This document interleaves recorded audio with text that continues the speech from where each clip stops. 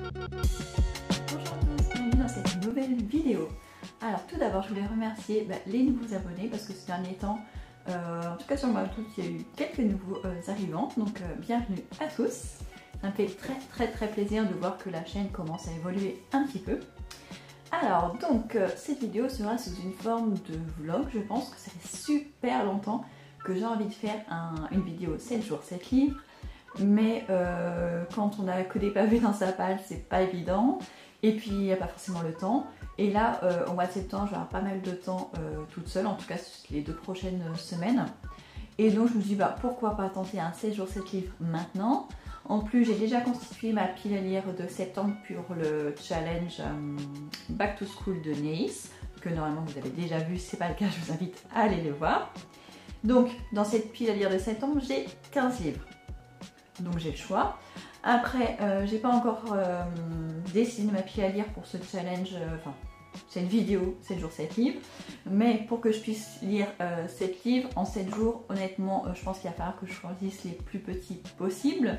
Sachant qu'en plus, je dois caser à chaque fois quelques pages de l'autobiographie de George Sand entre chaque livre. Donc voilà, sachant que je commence ce vlog maintenant.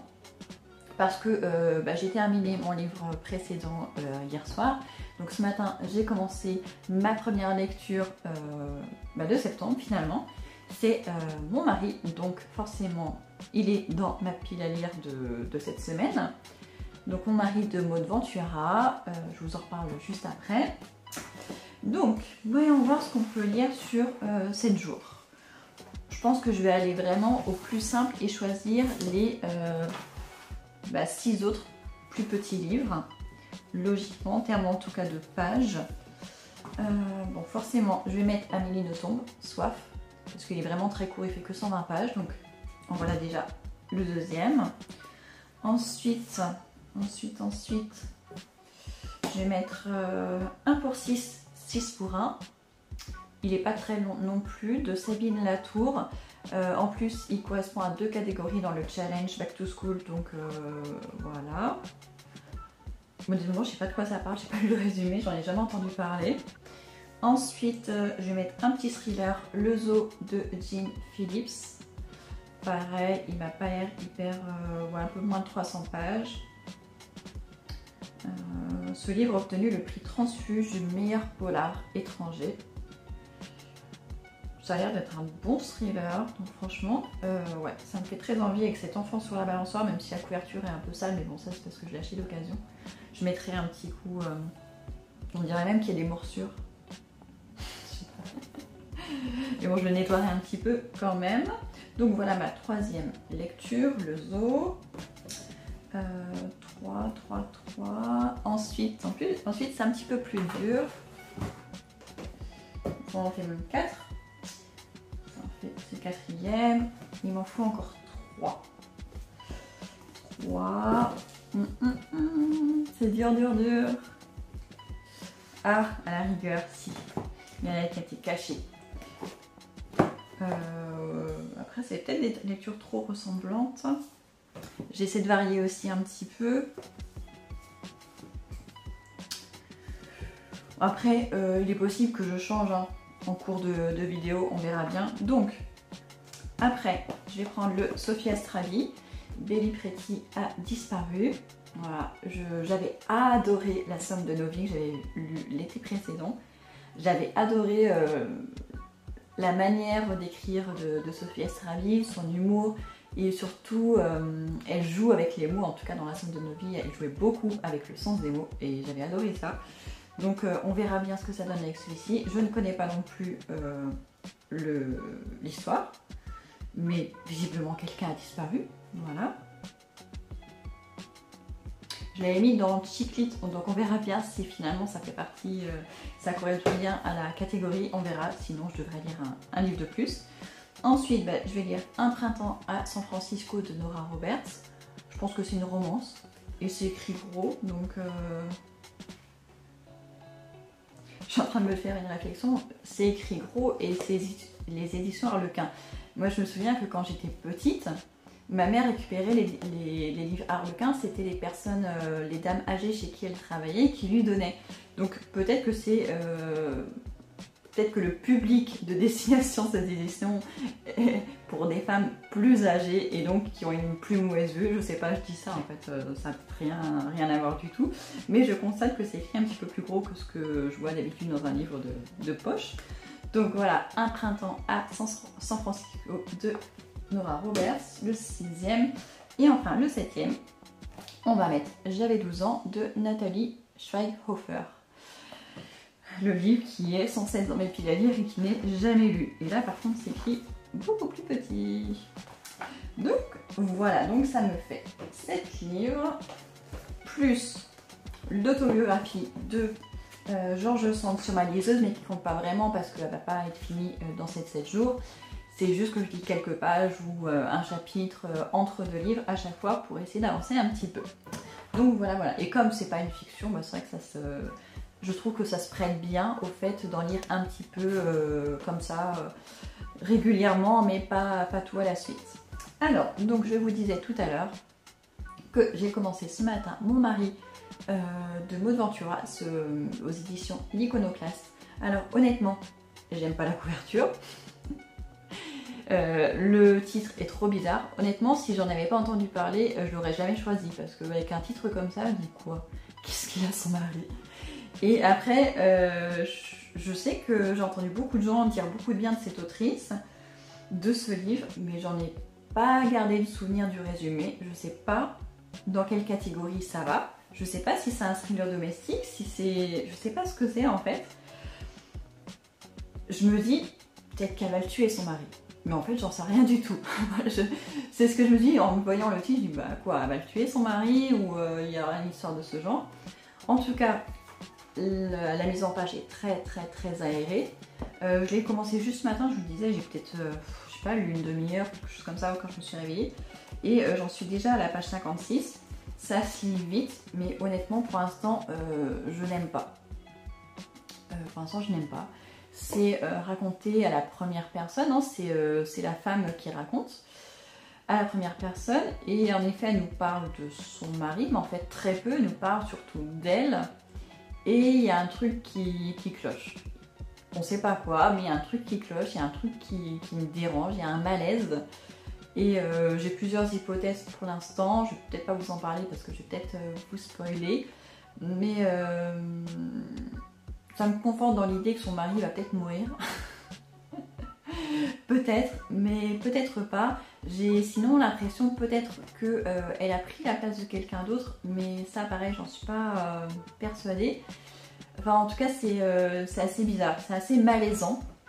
Donc on verra par la suite, mais en tout cas je pense qu'il va être lu assez vite. Peut-être pas dans la journée, quoique on est mercredi et la rentrée s'est passée hier et avant-hier. On n'a rien de prévu, en plus il pleut, donc franchement ça donne pas envie de sortir. On est à la médiathèque la semaine dernière et normalement tout le monde a de quoi lire. Donc honnêtement ça devrait être une journée assez chill pour nous. En tout cas il me reste quelques papiers pour l'école maternelle et primaire à remplir pour demain, mais normalement ça devrait être assez rapide. Donc voilà, ça va être une journée tranquillou, et si j'ai pas le temps de le lire dans la journée, je lirai ce soir. Et donc puisque c'est sous forme de vlog, je vais venir vous voir tous les jours, peut-être 2 fois par jour si j'ai le temps de finir un livre dans la journée, histoire de vous dire à chaque fois où est-ce que j'en suis dans les livres, ce que j'en ai pensé, auquel je passe, etc. etc. Et ça jusqu'au 7e jour. Donc là on est mercredi, donc logiquement cette vidéo devrait durer jusqu'à mardi prochain.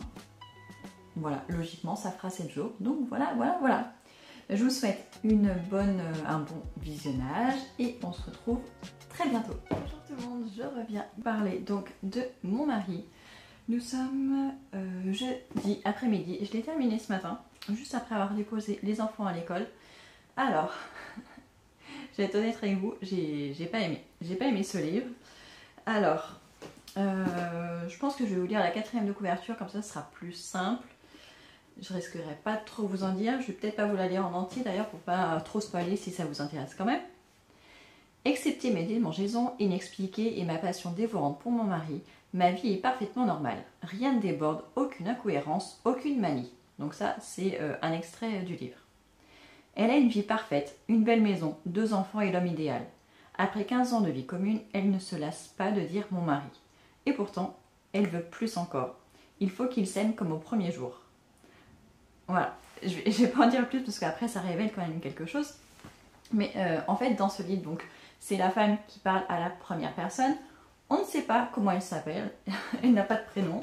Et son mari non plus, elle l'appelle toujours mon mari, mon mari, mon mari, mais on ne sait pas comment il s'appelle. Ça se divise en 7 jours. En fait, on va suivre cette femme du lundi au dimanche. C'est marqué quand on change de jour. Et dans chaque journée, il y a quand même plusieurs chapitres. C'est des chapitres assez courts. Alors, pourquoi je n'ai pas aimé cette lecture honnêtement, comme je disais hier matin, j'avais lu 30 pages.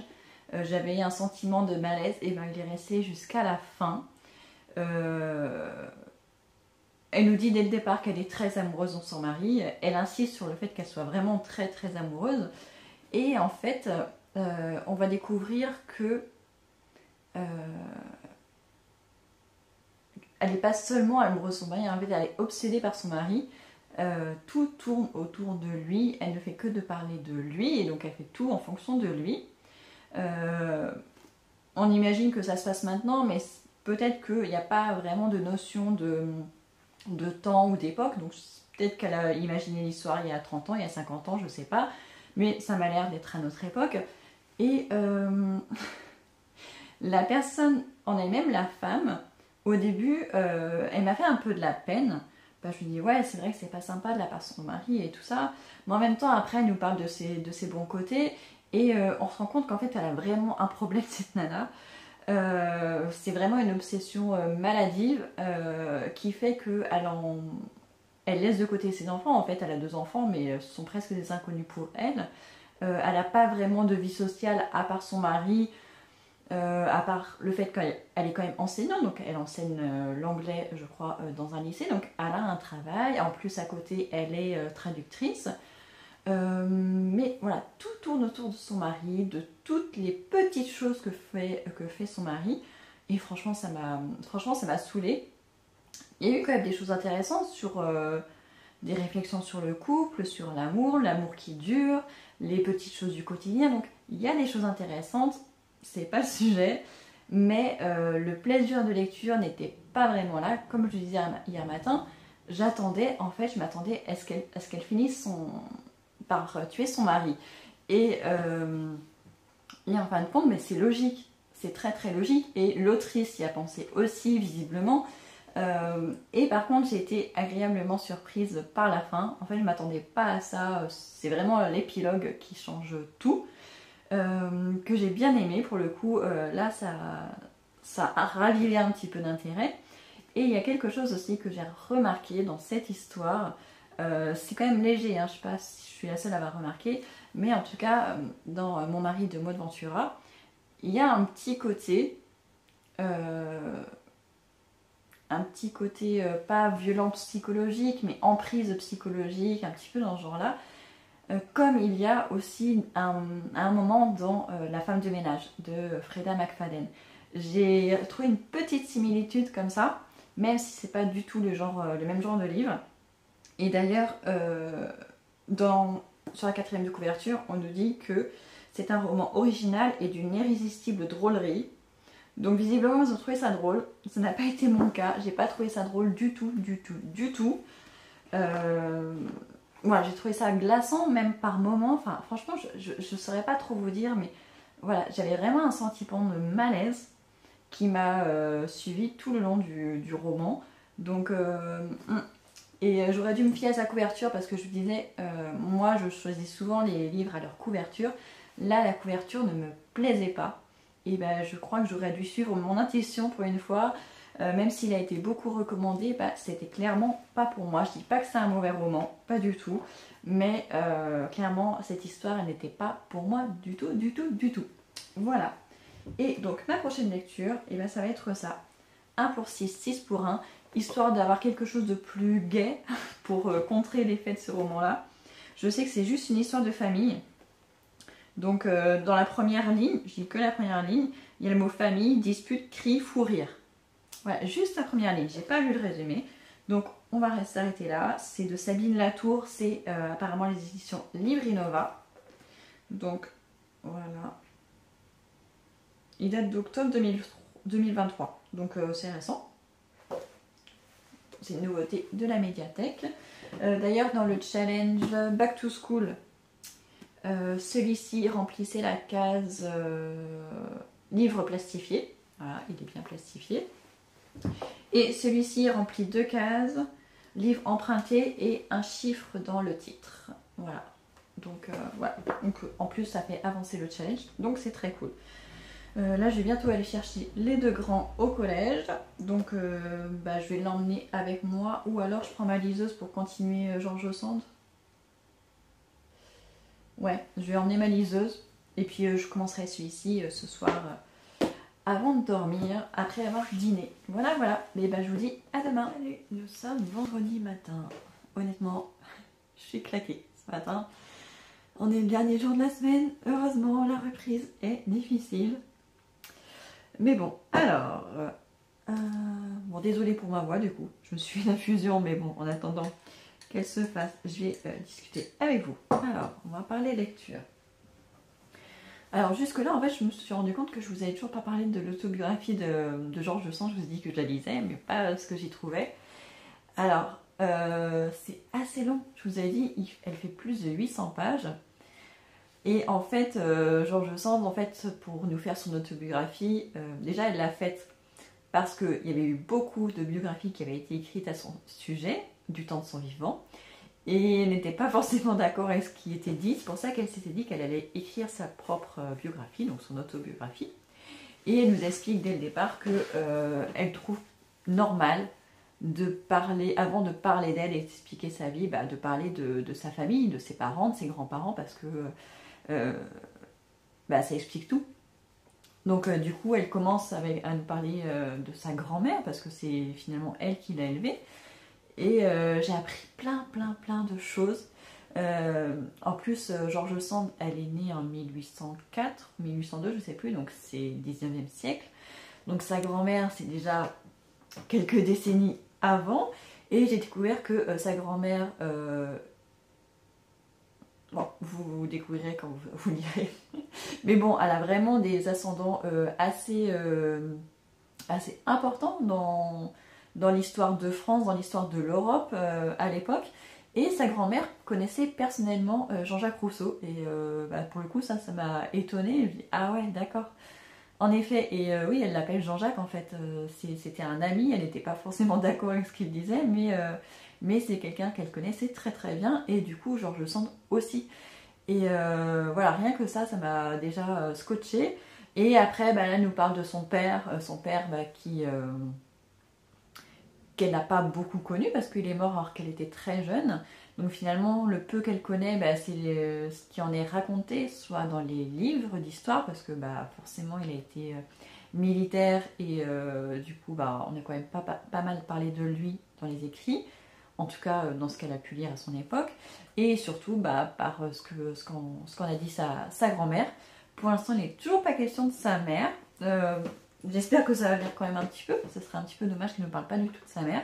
Mais pour l'instant, voilà, je trouve ça intéressant. En plus, pour ceux qui ne savent pas, George Sand, elle a grandi dans l'Inde. L'Inde, c'est la région dans laquelle j'ai grandi aussi. D'ailleurs, c'est pas pour rien que je m'appelle Aurore. Et du coup, voilà, sa maison, je l'ai visitée quand j'étais enfant. J'aimerais bien la revisiter maintenant. Faut juste trouver le temps. Parce que quand je vais rendre visite à ma famille, voilà, j'y vais juste quelques jours. C'est vraiment très condensé pour voir toute ma famille, enfin en tout cas ceux que je peux. Donc en général, j'ai pas le temps de visiter quoi que ce soit. Mais il faudrait que je le fasse. J'aimerais beaucoup revisiter sa maison. Enfin, il y a sa maison et la maison de sa grand-mère également. Donc voilà, donc j'apprends plein de choses, et j'adore, même si j'en suis pas très loin. J'en suis où? J'attends qu'elle démarre. J'en suis à 10%, donc j'ai avancé, hein. J'en suis à 10%, donc je suis encore loin de la fin. Et donc, hier soir, j'ai commencé celui-ci, 1 pour 6, 6 pour 1. Donc là, on est bien dans une histoire de famille, notamment une histoire de fratrie. On a 3 sœurs et un frère. On a Joséphine, Émilie, Eddie et Camille. Donc maintenant, ils sont tous adultes, hein, ils sont tous la quarantaine. Et il est question de fêter les 40 ans justement d'Eddie. Donc il va faire une petite fête. J'en suis, on va dire, j'en suis au tiers.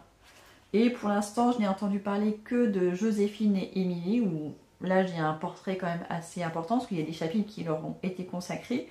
Et là, je suis en train de découvrir du coup Eddie. Et je ne sais pas s'il y aura des chapitres sur Camille, ou si on va parler d'elle juste un petit peu à chaque fois. Mais j'aime bien, c'est pas très original. Il y a un petit côté Anna Gavalda dans L'échappée belle, parce qu'il y a un chapitre qui est, voilà, où elles partent du nord de la France pour aller dans la Drôme, du coup elles partent en voiture, donc ça fait un petit peu penser à l'histoire d'Anna Gavalda, L'échappée belle.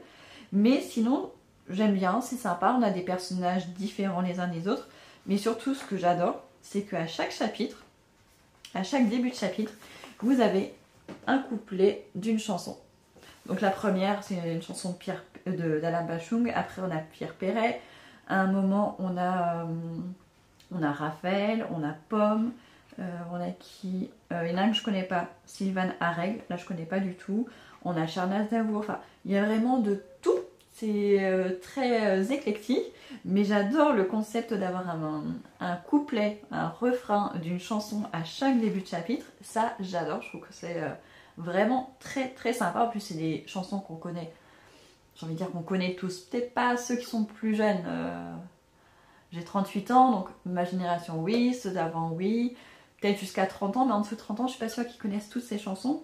Mais voilà, c'est quand même des chansons très populaires et donc quand même qui sont assez connues. Bon, pour l'instant, j'aime bien, franchement. Je sais pas exactement comment ça va se terminer.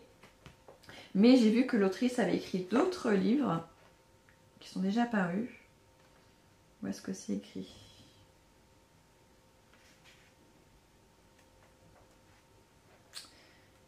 Ah oui, j'étais en plein devant moi. Elle a écrit aussi Un pas à la fois en 2021 et L'urgence de l'éphémère en 2022. Donc voilà, donc si j'aime bien celui-ci, j'essaierai peut-être de me les procurer peut-être sur liseuse. Je verrai. Parce que là, pour un livre qui fait juste 200 pages, il est à 18,90 €, ça fait un petit peu cher, donc c'est sûr que je les achèterai pas. Mais voir peut-être en e-book s'ils sont moins chers. Voilà pour aujourd'hui. Je vais essayer de faire court parce que j'ai vu que j'en étais déjà à presque 20 minutes alors que j'ai lu que un livre. Donc voilà, on va essayer de pas faire trop durer, sinon le 7 jours 7 livres va durer 2 heures. Mais enfin voilà, j'ai pas lu beaucoup hier soir, j'étais vraiment fatiguée. Enfin quoique, j'ai pas lu beaucoup, j'ai quand même lu 75 pages. Donc voilà, je vous retrouve sûrement demain, parce que ce soir je pense pas avoir le temps, mais demain oui. Alors nous sommes un samedi matin. J'ai terminé cette nuit 1 pour 6, 6 pour 1. J'avais un petit peu lu hier après-midi, je crois que j'ai dû lire une demi-heure. Hier soir, je sais pas, j'ai peut-être dû lire 1 heure, un truc comme ça. Et en fait, il me restait 1 heure. Et cette nuit, je devais me lever à 4h30, j'étais censée me recoucher à 5h30. Sauf qu'à 5h30, j'avais pas très envie de dormir, donc je me dis, pourquoi pas continuer mon livre. Et du coup, je l'ai terminé. Alors, dès les premières pages, je vous avais dit que j'aimais beaucoup. Et en effet, ça s'est confirmé. Mais c'est moins, je vous ai dit qu'il n'y avait pas d'originalité, mais en fait si. Arrivé en fait là où j'en étais, on était avec, dans la partie avec Eddie, et finalement à partir de ce moment-là, ça a changé, ça a vraiment pris une autre tournure, ça a pris une autre dimension et j'ai beaucoup aimé. Donc c'est l'histoire d'une famille, notamment une fratrie, il y a 3 sœurs et un frère. Ils ont tous, enfin les 3 grands ont la quarantaine et la plus petite a quelques années de moins, elle a 32 ans. Et du coup c'est intéressant parce que cette fratrie finalement, ils ont créé eux-mêmes leur propre famille. ils ont des enfants, ils ont des maris ou des femmes, et du coup il y a les petits-enfants, et du coup il y a quand même leurs parents qui sont importants, ils sont importants dans l'histoire, même s'ils ont, pour le coup, je sais pas, c'est pas noté, mais ils doivent avoir 60-70 ans, quelque chose comme ça. Et du coup, on va avoir l'histoire de ces frères et sœurs, à leur âge respectif, qui ont du coup une vie de famille, une vie professionnelle, avec ce que ça engendre, les questionnements, les désillusions, les envies d'autres choses. Et en même temps, ils se retrouvent avec leurs parents qui vieillissent aussi, et du coup, ça ressoude la famille. Donc j'ai beaucoup aimé, ça a été assez surprenant finalement la tournure que ça a pris. Ça a été de moins en moins joyeux, ils ont dû faire face à des grosses difficultés, et comme le titre l'indique, 1 pour 6, 6 pour 1, c'est-à-dire que la famille reste unie, et je trouve que ça a été un beau message, c'est vraiment une ode à la famille. J'ai versé ma petite larme en plus à la fin. Je ne sais pas si c'était la fatigue ou c'était vraiment l'émotion, mais je pense qu'il y a un petit peu des deux. Et franchement, c'était très sympa. Et les chansons choisies par l'autrice, il y a souvent Jean-Jacques Goldman qui revient, donc elle doit être fan. Mais je les connaissais à peu près toutes. Il y a juste celui que je vous ai dit que je ne connais pas. Mais à la fin du livre, c'est chouette parce qu'il y a un code barre, enfin pas un code barre, un QR code plutôt, avec la playlist du roman. Donc je pense que cet après-midi, je vais me l'écouter. Pour faire durer le plaisir. Donc voilà, franchement très très chouette. C'est une très bonne lecture. Elle a écrit d'autres choses, je vous l'ai dit, donc je vais essayer de voir sur ma liseuse si je peux les trouver pas trop chères parce que ça m'intéresse. Et on voit qu'il y a beaucoup d'elle dans ce roman. Elle nous parle vraiment beaucoup de sa vie. Bon, forcément, c'est pas une autobiographie, mais elle a utilisé ce qu'elle connaît et pour écrire son livre. Donc c'était très très chouette. Donc on en est à combien de jours? On a fait mercredi, jeudi, vendredi. Donc il y a déjà 3 jours de passé et je n'ai lu que 2 livres. Donc est-ce que je vais réussir à lire 7 livres en 7 jours? Ça commence à être difficile. J'ai commencé pourtant avec des livres courts. Là on est le week-end, on est samedi. Normalement le week-end c'est le moment où j'ai le plus de temps pour lire parce que voilà.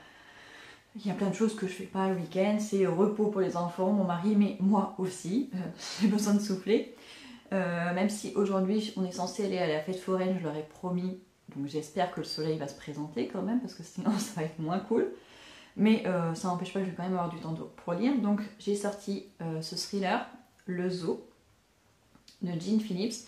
Il est un peu plus long, mais du coup je préfère le faire pendant que j'ai du temps. Voilà, il fait un petit peu moins de 300 pages, donc c'est faisable. Lire en une journée, je pense pas, il va falloir à mon avis les 2 jours, mais peut-être que entre aujourd'hui et demain, j'aurai le temps de lire celui-ci, plus un autre livre plus court. On va espérer en tout cas. Voilà, tout ce que je sais, c'est que c'est un thriller, on verra bien ce que ça donne. Et donc voilà, ah oui, je voulais vous montrer. Mon mari hier m'a ramené un petit cadeau d'Angleterre, il m'a ramené ce livre-là. En fait, avant, il ne savait jamais quoi me ramener quand il partait en déplacement. Et du coup, je dis pourquoi tu ne me ramènes pas juste un livre, même si c'est dans une langue que je ne lis pas, ça me fera toujours plaisir, ça fait un super souvenir. Du coup, c'est ce qu'il avait fait l'année dernière, et là, il m'a ramené celui-ci, The Wrong Sister, de qui? De Claire Douglas, aux éditions Penguin. Donc c'est le deuxième de cette maison d'édition. Et franchement, j'aime beaucoup les couvertures des livres américains et anglais. Je trouve que c'est très différent de ce qu'on a en France. J'aime beaucoup. Donc je sais que c'est un livre de suspense également. On verra quand est-ce que j'arrive à lire. Déjà ce mois-ci, je suis censée commencer un livre en anglais. Donc ça tombe bien parce que commence à s'accumuler. Donc il faudra bien que je les lise un jour. Il fait quand même 400 pages. Hein. Donc voilà. Mais voilà. Un nouveau dans ma bibliothèque. Allez, je vous laisse. Il faut que je m'occupe du déjeuner. Et je reviendrai vous voir quand j'aurai commencé celui-ci. Parce que comme je lis pas la 4e de couverture, je ne sais pas de quoi ça parle. Donc on voit juste qu'il y a un enfant qui fait de la balançoire sur la couverture. Je pense à une disparition d'enfant, mais dans un zoo, puisque ça s'appelle le zoo. Mais on verra bien. On est samedi soir. J'ai commencé ce livre en début d'après-midi. Et franchement, il est fou, il est captivant. En fait, l'histoire commence dans un zoo. on a une maman qui est avec son petit garçon de 4 ans dans un zoo. Ils ont leurs habitudes d'y aller après l'école ou après la crèche, en tout cas en fin de journée. Et il est bientôt l'heure de partir, donc ils se dirigent vers la sortie. Et ils entendent comme des ballons qui explosent. On se demande ce que c'est comme bruit. Et en fait, au tout début, il se passe rien parce que on nous raconte en fait ce que fait le petit garçon dans ce zoo, comment il joue avec ses personnages. En fait, il se raconte des histoires et tout ça. Donc, on est vraiment avec cette maman et ce petit garçon. On nous fait partager en fait leur quotidien, leur complicité. Voilà, on rentre vraiment la psychologie de ces deux personnages. Et après, quand ils s'apprêtent à partir du zoo, à quitter le zoo, la maman se rend compte en fait que ce sont des tirs. Elle voit un homme avec un pistolet forcer la porte des toilettes. Et là, elle se rend compte, enfin, ou avec un fusil, elle se rend compte que en fait, c'était des coups de feu qu'elle entendait auparavant. Et là, elle n'a pas beaucoup de temps pour réfléchir. Elle se demande, est-ce que je continue vers la sortie, ou est-ce que je vais me cacher, ou est-ce que je peux me cacher dans le zoo. Et du coup, j'en suis presque à la moitié. Et on est quoi, peut-être 2-3 heures après ça. Elle est toujours cachée avec son petit garçon. Et enfin, c'est vraiment flippant, c'est angoissant, mais j'adore. C'est un petit garçon hyper attachant. La maman, c'est une super maman qui connaît très bien son petit garçon, qui sait comment s'y prendre avec lui, mais en même temps, elle a hyper peur pour lui, pour elle. Enfin, c'est fou le rythme, c'est fou. Et en plus, elle essaie de communiquer avec son mari qui est à l'extérieur, mais elle n'arrive pas à avoir des infos. Enfin, il est vraiment génial. Pour l'instant, j'aime beaucoup. Même si honnêtement, ça m'angoisse un petit peu parce que le petit garçon est l'âge de mon fils. Et du coup, je me demande comment je réagirais moi dans ces circonstances. Peut-être pas aussi bien que cette maman. Mais franchement, j'adore. J'adore ce livre, je vous le conseille. C'est une autrice, Jean Phillips. Je n'avais pas remarqué, mais c'est une femme. Mais je me demande ce qui va se passer parce que pour le coup, je peux pas vous en dire plus parce que si vous voulez le lire, et j'espère que vous aurez envie de le lire, je veux pas vous gâcher l'intrigue. Mais franchement, on a aussi le point de vue de 2 autres personnes qui sont aussi cachées dans le zoo. Donc voilà, mais je sais pas comment ça avancer. Là où j'en suis, la maman est pas très loin. Elle a essayé d'agir en fait, de détourner l'attention. Je sais pas dans quel but, mais je suis pas sûre que ce soit la meilleure idée qu'elle ait eue. Mais du coup, j'ai hâte. Il est encore tôt. On est samedi soir, donc en plus, ce soir, c'est pas grave si je me couche tard. Donc, je vais essayer d'avancer le plus possible. Et quand je serai fatiguée, je dormirai. Bonjour, nous sommes dimanche en début d'après-midi. J'ai lu un petit peu encore hier soir, j'ai relu un petit peu ce matin, mais pas longtemps. Mais en fait, il s'est passé un truc ce matin quand je me suis réveillée. Enfin, je sais pas si j'étais encore endormie ou si j'étais réveillée. C'est un petit peu flou, un petit peu vague vu que mon fils est réveillé de bonne heure. Je sais plus si c'est à ce moment-là que j'ai rêvé de ça ou si j'y ai pensé juste après m'être réveillée. Mais je pense que ce livre va le marquer un moment parce que en fait, c'est pas un livre qui fait peur. Mais en fait, l'ambiance est stressante. En fait, on vit vraiment ce qui se passe avec la maman qui veut tout faire pour protéger son petit garçon de 4 ans. Du coup, en plus, c'est très facile de t'imaginer à sa place, en fait. Et j'étais en train de me dire, vu le profil... en plus, je peux pas vous dire grand-chose parce que sinon, je risque de vous dévoiler l'intrigue. Mais... la personne à qui ils essaient d'échapper, en fait, je me suis dit, ça se trouve, en fait, cette personne, elle peut très bien se faufiler et ne pas être prise, en fait, par la police. Parce que vu le profil de la personne, elle peut très bien se mélanger, en fait, je pense, aux victimes. Donc, je me demande comment ça va se finir parce que, pour le coup, je me suis dit, ça se trouve, la personne va échapper à la police et tout, et je trouverais ça vraiment horrible, vraiment... fou, enfin je serais vraiment trop, enfin pas déçue, mais je serais dégoûtée pour la maman si la personne s'en sortait. Donc voilà, et en plus la maman, peu de temps après que j'aille me coucher, au moment où j'ai arrêté le livre hier soir, elle a été confrontée à un dilemme vraiment horrible. Et voilà, c'est sur plusieurs lignes, on ne sait pas quel choix à faire, on se dit mais qu'elle fasse l'un ou l'autre finalement. Enfin, si elle succombe, bah, elle prend un risque énorme. Mais si elle résiste, et bah, finalement, elle va mettre quelqu'un dans une situation très délicate aussi. Enfin, c'est vraiment, ça prend au tripes en fait. Donc j'ai hâte de savoir comment ça va se finir. J'espère que ça va finir bien, vraiment. Je l'espère parce que franchement, enfin, cette maman et ce petit garçon sont hyper attachants. Enfin, c'est fou. Ça me fait vraiment penser à ce que j'ai ressenti avec le livre de Nicolas Newton. Je crois que c'est Disparition. C'est pas la même histoire du tout, mais dans ce que j'ai ressenti, le côté haletant, intéressant, franchement, mais celui-ci, il est dingue, franchement, il est dingue, lisez-le parce qu'il est vraiment, vraiment, vraiment dingue. Donc là, il me reste, je sais pas, 212, il me reste peut-être 70 pages, donc je pense que je vais le finir. Là, je me suis fait un café, les enfants sont tous occupés entre les jeux de société, les figurines, les devoirs. Ils ont encore plein de trucs à faire, donc voilà, je pense que d'ici le goûter, j'aurai le temps de le finir. Mais j'ai hâte d'être à la fin, même si je vais être triste parce que du coup je vais quitter cette maman, je vais quitter ce petit garçon.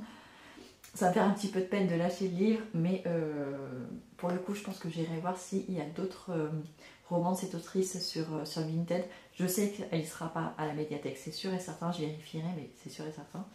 Mais franchement, une énorme découverte et une bonne surprise, et franchement, je crois que ça va être un coup de cœur. Mais voilà, je vais aller le finir de ce pas, et je vous dis à très vite.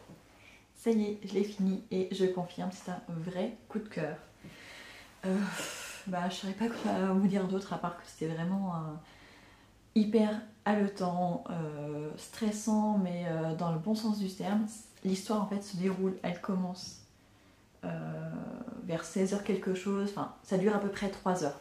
Tout le roman tient sur 3 heures, une soirée en fait, où cette maman va tout faire pour essayer de sauver ce petit garçon, pour empêcher qu'il se fasse tuer dans ce zoo.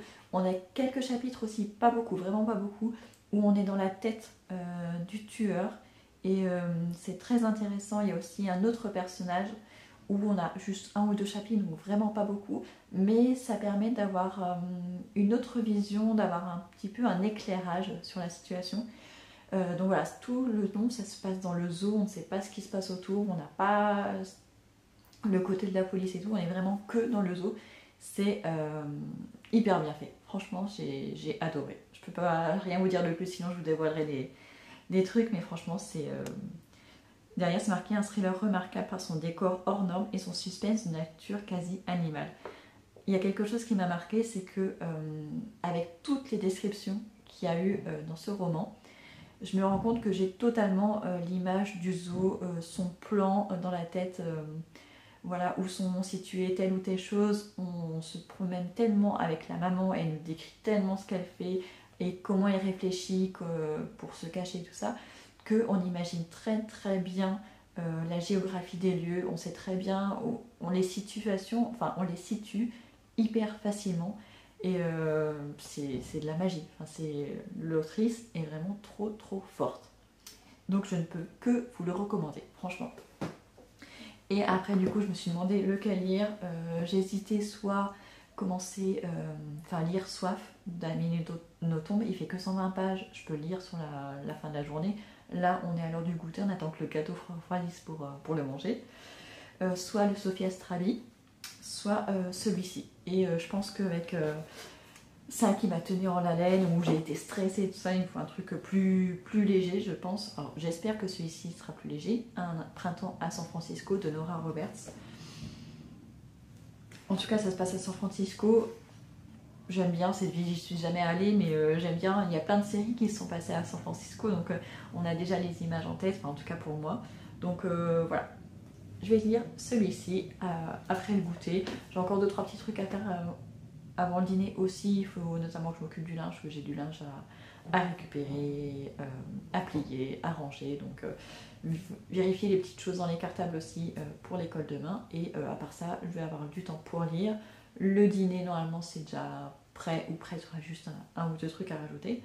Et donc voilà, donc je commencerai celui-ci tout à l'heure et je viendrai vous en dire des nouvelles quand je l'aurai commencé. Alors nous sommes lundi matin, donc hier je suis venue vous parler du zoo que je n'ai terminé. Et après j'ai eu le temps de lire un autre livre. J'ai lu Un printemps à San Francisco. Je les commencerai après le goûter, après on a fait les douches, on a fini les sacs et tout ça. Et en fait ça se lit vite, hein. C'est vraiment écrit gros. Il fait 250 pages. Ouais, même pas. Donc je l'ai fini hier soir. Donc c'est bien une romance. Je vais vous lire la quatrième de couverture, ce sera le plus simple. Au cours d'une promenade sur les quais de San Francisco, Cassidy a la surprise de se voir abordée par un homme très séduisant, au physique époustouflant, Colin Sullivan, le célèbre peintre, et Don Juan invétéré. Celui-ci lui propose bientôt de poser pour lui quelques heures par jour pendant 2 mois, une offre inespérée pour Cassidy qui pourrait ainsi gagner sa vie tout en se consacrant à sa passion, l'écriture. Mais elle ne tarde pas à se rendre compte qu'elle a peut-être commis une erreur en acceptant, d'abord parce qu'il va lui falloir supporter la présence de l'associée de Colin, une femme très belle mais jalouse et antipathique, qui se montre tout de suite très hostile, ensuite parce qu'elle n'est pas sûre d'avoir la force de résister au désir que Colin lui inspire, tout en sachant qu'elle ne sera pour lui qu'une conquête de plus, et qu'il la chassera sans l'ombre d'un regret lorsqu'il aura terminé sa toile. Alors, j'aime bien les histoires d'amour, mais j'ai vraiment beaucoup de mal quand le livre est dédié que à ça en fait. J'arrive pas à lire un... Enfin, si j'arrive, mais je prends pas autant de plaisir que pour d'autres lectures. Là, il n'y a qu'une romance. Alors, la jeune fille, Cassidy, elle vient de finir ses études, elle a que 23 ans, elle rêve de devenir écrivain, elle a déjà écrit un livre, mais elle attend toujours les réponses des maisons d'édition. Et elle enchaîne les petits boulots, mais voilà, elle se fait virer de partout.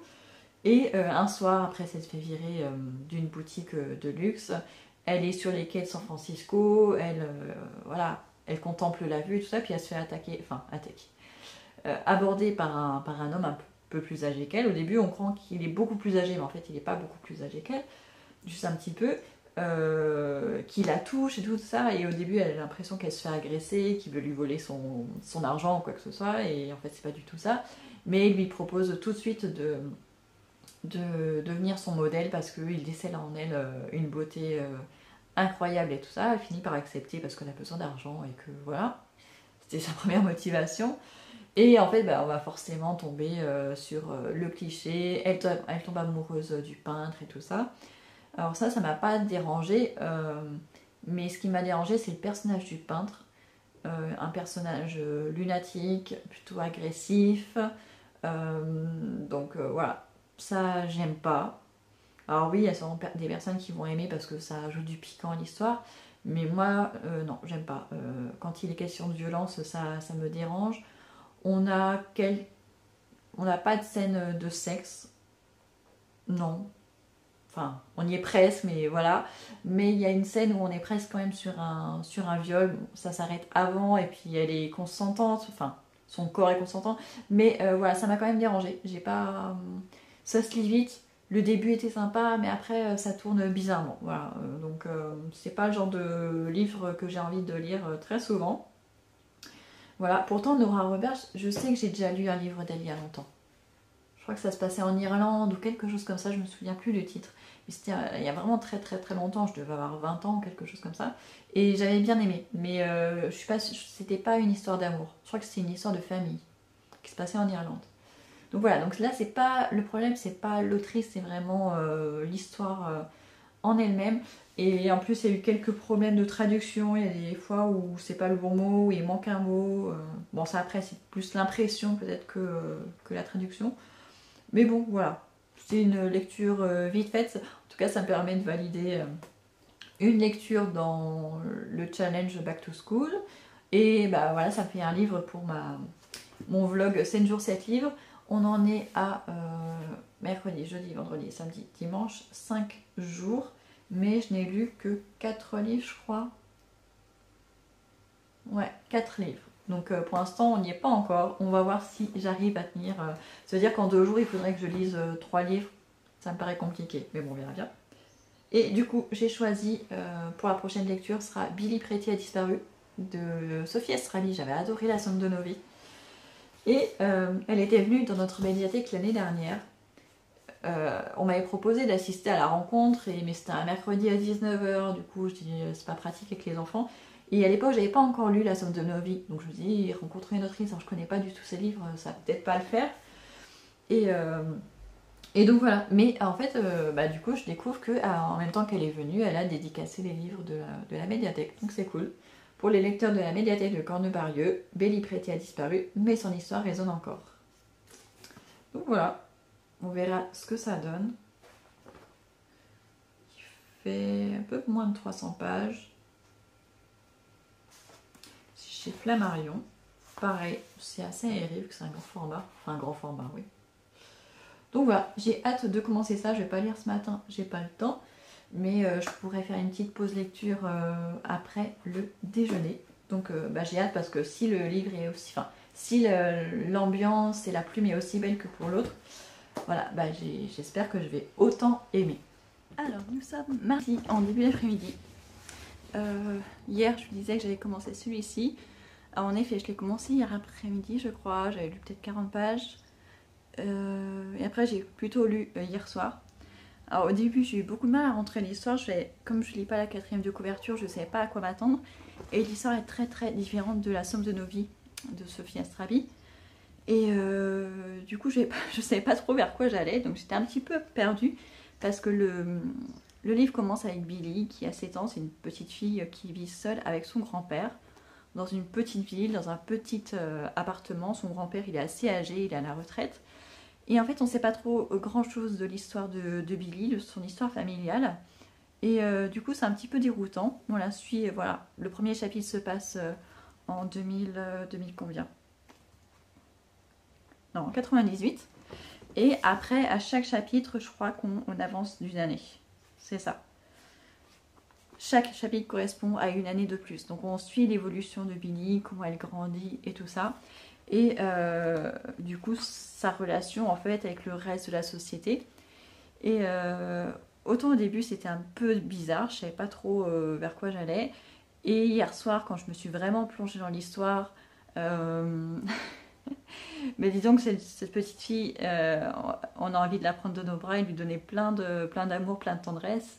Elle vit, en fait, elle ne connaît pas son histoire familiale, elle ne connaît pas sa mère, ni son père d'ailleurs, donc ça fait un grand vide. Quand elle demande des explications à son grand-père, il lui raconte une jolie histoire, mais qui n'est pas vraie du tout, et elle s'en rend compte quelques années plus tard. Et du coup, toute la vie, elle va naviguer dans cette société. Avec toujours un décalage par rapport aux autres, un manque, enfin même des manques, et elle va toujours essayer d'avancer comme elle le peut pour ne pas rester là où elle a grandi en fait avec son grand-père. Et il y a un autre garçon, il y a un garçon qui va rentrer en ligne de compte. Elle va le rencontrer dans l'immeuble de son grand-père. Il est là pendant les vacances. Elle le rencontre pendant les vacances. Il est en vacances chez sa tante. Et voilà, c'est une amitié un petit peu improbable. Ils ne sont pas du tout du même milieu social. Ils se voient qu'une fois par an à peu près. Mais c'est une amitié qui va rester en fait. Ils se recroisent régulièrement, mais visiblement, comme ils ne sont pas du même milieu social, ils n'aspirent pas à la même chose, ils n'ont pas les mêmes facilités dans la vie. Disons que il y a toujours un décalage entre les deux. Donc il y en a toujours un qui part. Enfin, c'est un petit peu le jeu du chat à la souris, mais sans vraiment le savoir. Ce sont que des enfants. Et donc on va les voir évoluer tout au long de leur vie. Enfin, là où j'en suis, elle a 30 ans. Donc on la voit évoluer en tant qu'adolescente, jeune femme. Voilà. Et j'étais au bord des larmes hier soir, mais vraiment à plusieurs moments, j'étais vraiment au bord des larmes. Je ne saurais même pas expliquer pourquoi. Alors, il y a peut-être 2-3 trucs, notamment le fait que finalement l'enfance de Billy, voilà, il y a une part que je comprends très très bien pour avoir vécu certaines choses moi-même. Donc je peux très facilement m'identifier à plusieurs points de vue. Mais je sais pas, l'écriture de Sophie Estradi fait qu'on se sent vachement concerné. Et voilà, et on se dit, mais quand est-ce que ça va s'arrêter en fait? Donc là j'en suis... il me reste 40 pages à lire. Là je vais les lire maintenant parce que j'ai du temps. j'ai fait tout ce que j'avais à faire, je viens de rentrer de la médiathèque, j'ai pas pris de livre pour moi, hein. Il me reste encore un Franctilier de la médiathèque, et vu que toute ma pile à lire est prête pour le mois de septembre, bah voilà, pour l'instant on est que le 10 septembre, donc on verra fin septembre, début octobre pour que j'emprunte des nouveaux livres, mais j'ai essayé de prendre des trucs pour les enfants, on verra si ça leur plaît ou pas, ça c'est une autre histoire, on verra bien. Mais voilà, là je vais me faire un café et je vais finir ce livre-là et je viendrai vous en dire, vous donner mon avis final. Voilà, il est terminé. C'était très chouette, un peu triste quand même.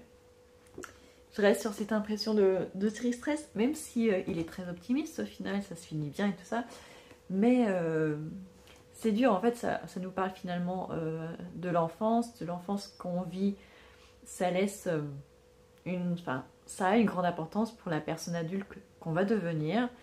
Et ça parle aussi de secret de famille, parce que finalement, si elle avait su certaines choses plus tôt, peut-être qu'elle aurait vécu les choses différemment. Enfin, c'était bien.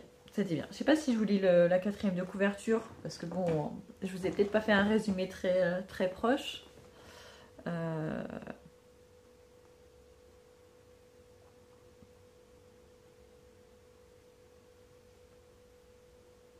Ouais, je vais vous lire une partie de la 4e de couverture, pas entière. Depuis qu'elle est enfant, Billy est élevée dans une petite ville de province par Marcel, son grand-père. C'est dans ce milieu modeste où chaque centime compte, où les distractions sont rares qu'elle grandit. Mais un jour d'été comme les autres, dans l'escalier de son immeuble, Billy rencontre Maxime. Avec lui, elle découvre l'amitié, la confiance et l'amour. Ils vont se perdre, se retrouver, se perdre encore. C'est l'histoire de deux personnes qui s'aiment depuis l'enfance, mais pas en même temps. C'est l'histoire d'une petite fille qui croit en sa légende personnelle, mais après que celle-ci s'est effondrée. C'est l'histoire de Billy qui va tout faire pour exister. Ça résume très bien. Voilà, ça résume très bien cette histoire. C'est très différent de La somme de nos vies, ça n'a rien à voir. Mais je trouve que c'est chouette. Et il y a 2 pages de remerciements qui, je trouve aussi, sont très importantes de la part de l'autrice, mais je vous laisserai les découvrir.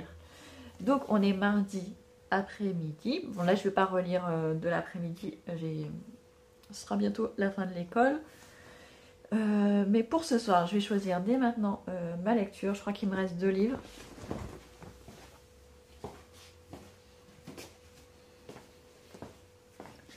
Bon, j'ai toujours l'autobiographie de Georges Sand. J'en lirai quelques pages tout à l'heure devant l'école quand j'attendrai les enfants. Et donc il me reste ces 2-là pour ce soir, vu qu'on est sur un 7 jours 7 livres, c'est le dernier jour.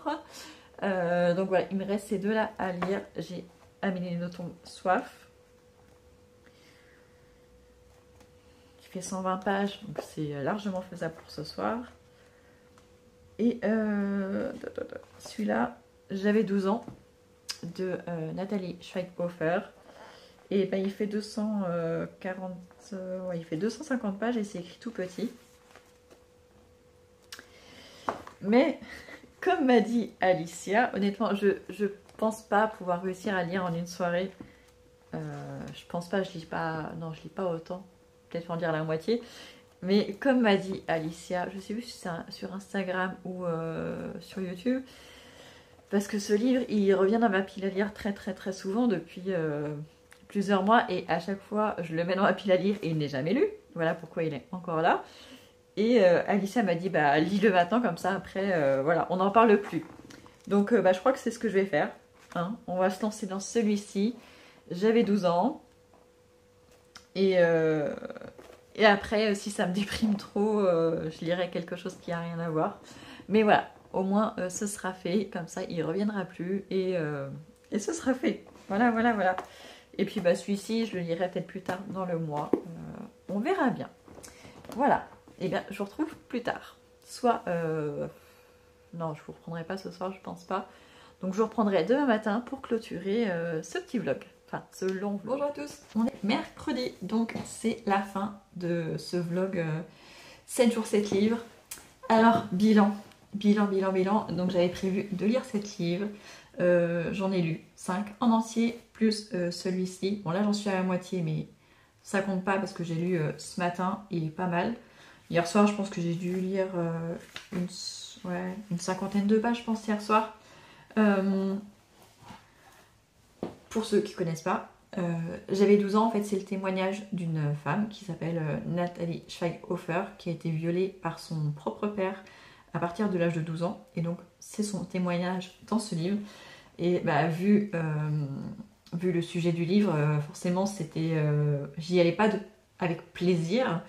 C'est un livre que je mets dans mes piles à lire depuis plusieurs mois, peut-être même depuis que je l'ai, donc depuis le début de l'année dernière, depuis le début 2023. Et j'arrivais pas à me résoudre à le lire, un peu comme le journal d'Anne Frank finalement. Mais là, voilà, je me suis dit, il faut le lire, je le lis maintenant, c'est rien de le garder dans sa palle et jamais le lire. J'ai commencé à le lire hier soir, j'étais un peu fatiguée, honnêtement. J'ai quand même lu beaucoup cette semaine.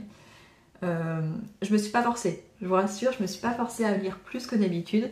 C'est juste que mon mari étant en déplacement, mes soirées, je les passais seule. Donc mes enfants étaient au lit, donc honnêtement, j'avais que ça à lire. Enfin, j'avais que ça à faire lire, donc voilà. Donc je me suis pas forcée à lire, je lis toujours un petit peu en journée aussi. Donc voilà, en plus c'était la rentrée, donc j'avais aussi besoin de prendre du temps pour moi, pour me ressourcer un petit peu. Donc il n'y a rien de mieux que ça avec les livres. Donc voilà, donc ça c'est le dernier livre que j'ai lu pour ce 7 jours 7 livres que je n'ai pas terminé, donc c'est-à-dire que j'en ai lu que 5 au lieu de 7. Et je me rends compte que oui, en effet, je peux pas, même en choisissant de livres courts, déjà il est difficile de les lire sur la journée, et surtout c'est un exercice que je trouve finalement contre-productif, parce que moi j'aime m'imprégner d'un livre, être vraiment dans l'histoire, profiter d'être avec les personnages, essayer de les comprendre, voilà, d'imaginer la suite. Et en fait, je me rends compte qu'en lisant un livre par jour, on n'a pas le temps. On n'a pas le temps de s'attacher aux personnages, on n'a pas le temps de vraiment se mettre dans l'histoire, de se poser des questions, de remettre les choses en question, de remettre les choses en perspective. Finalement, je me dis non. Même si je pouvais, même si j'avais le temps de lire un livre par jour, je suis pas sûre que enfin, plus d'un livre par jour, je pense pas que je le ferais, parce que je trouve ça gâche un petit peu le plaisir de découvrir le livre, de découvrir l'auteur, les personnages et tout ça. Donc je pense pas que je referai un vlog 7 jours 7 livres, je pense pas le refaire. Je voulais le faire depuis très très très longtemps et j'en vois les limites. Mais je suis quand même contente des lectures que j'ai faites, franchement. J'ai lu Mon mari, j'ai lu Billy Pretty a disparu, j'ai lu Le Zoo, j'ai lu un printemps à San Francisco, et l'autre, qu'est-ce que c'était du coup? Il m'en manque un. Bon, c'est pas grave. Mais en tout cas, j'ai quand même bien apprécié mes lectures. Je me suis pas dépêchée pour les lire ou quoi que ce soit, donc voilà. Le challenge est respecté de ce côté-là. Mais je voulais tenter, je voulais voir si avec 7 jours où j'avais plus de temps pour moi, j'arrivais à lire 7 livres en 7 jours. Non. Même en choisissant des livres courts. Donc voilà. Donc celui-ci, je viendrai vous en parler dans ma prochaine vidéo. Je ne sais pas encore si je continue sur un format vlog, comme beaucoup font, ou si je reprends mes journaux de lecture où je viens vous parler de 3-4 livres une fois que j'ai terminé. Je sais pas, honnêtement je sais pas, parce que j'adore regarder des vlogs, mais c'est vrai que les faire, moi j'ai pas forcément le temps. Là oui, j'avais le temps parce que j'étais toute seule, mais voilà, après quand je finis un livre, j'ai pas forcément le temps de venir vous en parler tout de suite, ou si j'ai le temps, oui, mais il n'y a pas forcément le calme dans la maison idéal. Donc je vais voir, je sais pas encore.